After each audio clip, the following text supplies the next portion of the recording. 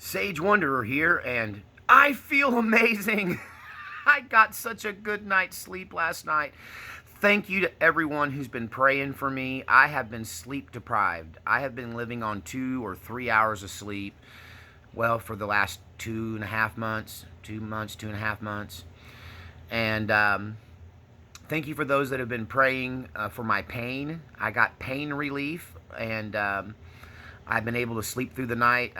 It started 3 days ago. I'd get a little more sleep each day, and then last night I got like 8 hours, and I just cannot believe how much better I feel. So I wanted to give you just a touch base with you. I took a couple days off to work on some personal things and just to get some stuff done around the house because it was just all backed up, and it's still backed up, and I'm gaining ground.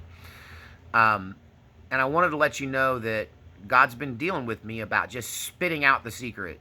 So it's probably coming this week. I have a lot of stuff that I wanted to lay the groundwork for, but I think I can just hit you with the truth here. And God just says, look, let the chips fall where they may. That this truth is going to affect people differently. Some people are going to double down on what I'm doing here and get involved, and other people are going to be like, I'm out. That's too much for me. And other people are going to go, that was the big secret? Those are the people I'm most concerned with because they can't see the forest for the trees. They can't see what a big deal this is theologically, doctrinally. They can't see the huge effect it could have on someone. And I'm going to prove to you that the only thing Jesus cares about is how we treat each other. If it doesn't have anything to do with other people, he just ain't concerned with it. It's how we treat each other that matters. It's love that matters. And I'm going to prove that to you. And I'm going to show you where some of the things Jesus said, he had a reason for saying them. And people have built doctrines on some of the things that Jesus said without realizing the circumstances in which he said them and what was happening in that moment. That's, there's this real cherry picking that goes on with theologians. They glom on to some of the things that Jesus says and then ignore some of the other things that he says. And some of the things that they've glommed onto were things that they never really understood what he was meaning or why he said it or what the circumstances was. It's all about context. So I'm just letting you know some major truth bombs are going to be dropped this week. So you all know I usually take Monday and Tuesday off. And then the rest of the week, 5 days in a row, I'm just like, busting it to make videos, to write sermons, to organize my thoughts, to pray and contemplate and listen to the Lord. And so I just wanted to give you this update this morning. I feel amazing. I'm about to grab a tiger by the tail this week, and get this up to the next level. Thank you for your financial support. I need you to continue to support me. Those of you who have expressed the desire to tithe to me, that's going to make the difference. That's really what's going to lay the foundation so I can build the thing that God wants me to build. And so if God laid that on your heart, please follow through. P.O. Box 92, Sparks, Oklahoma, 74869. I'm going to put the PayPal link in the description down there so you can pay electronically. I do need your continued support. I'm doing okay right now. I feel confident that this is going to support me into the future. And I really feel like this is a breakthrough week. This is a breakthrough week. And so just stay tuned to the channel. Hang in there. There's one person I wanted to say hi to. Hi, Amy. Hey, you know who you are, Amy from Texas. I gave you my email address. So far, I haven't seen an email from you, but as soon as you email me, you got my phone number. I'm going to give you my phone number because you and I have been talking and interacting since the very beginning.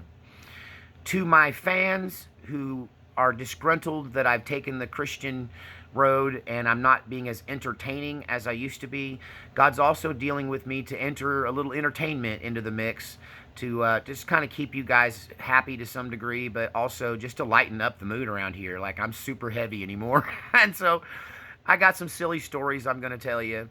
And I will tell you this quick silly story about Henrietta the Chicken. when I was a kid, me and my mom and dad had the opportunity to buy a bunch of burned out laying hens from an egg operation in Oregon. And so we bought 100 chickens, and I think we paid 50 cents a piece for them or something. So for like 50 bucks, we got 100 chickens. And we put them in gunny sacks, and we took them over to my grandma's house, and we went to butchering them and putting them up in the freezer for stewing hens and to give away to people we know and people in the church. We just, like, it was free chicken time up in here.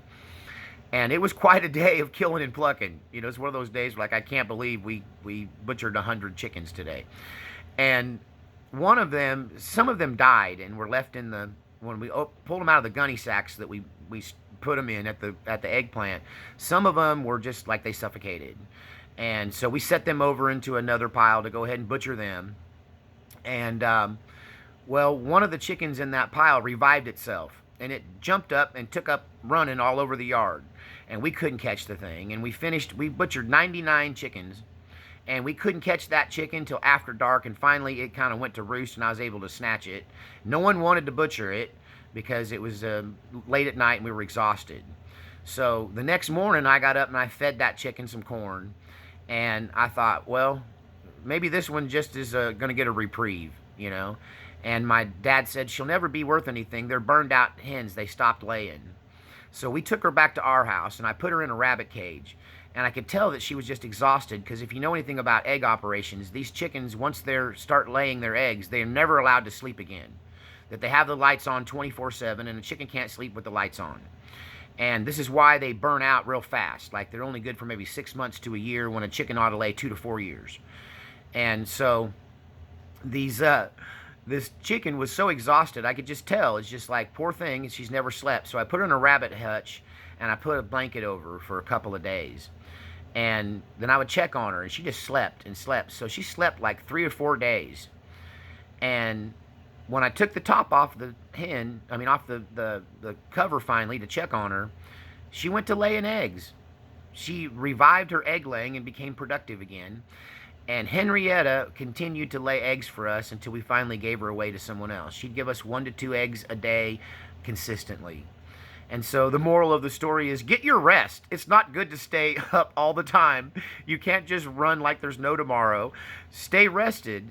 And so the moral of the story too is that sleep did so much to revive me that I feel like Henrietta the Chicken, and I'm ready to be productive again. And so y'all continue to pray that I get a good night's sleep and get relief from my pain so I can rest. And thank you so much to the viewer who did a virtual healing on my knee 3-4 nights ago, because it made a huge difference. Like, it's still not 100%, but the pain level is down by 75%, and my night pain is very manageable now. So thank you so much to my viewers for your support. I just wanted to make this quick video. I'm going to have another teaching video that I'm going to release probably tonight or tomorrow. It just depends on what I can get done. And hopefully this energy burst won't cause me to just run around with like a chicken with my head cut off to the point where I get exhausted again before I get all the things done that I want to do. But it is 20 minutes to 8. I've been up since 6, and I feel like $1,000,000. I feel like $1,000,000. All right, we'll see you guys later, and may God bless you and keep you, and may his face shine upon you, and may the Lord bless you in all your ways. And we'll see you later today or tomorrow at the latest. All right, thanks. Bye now.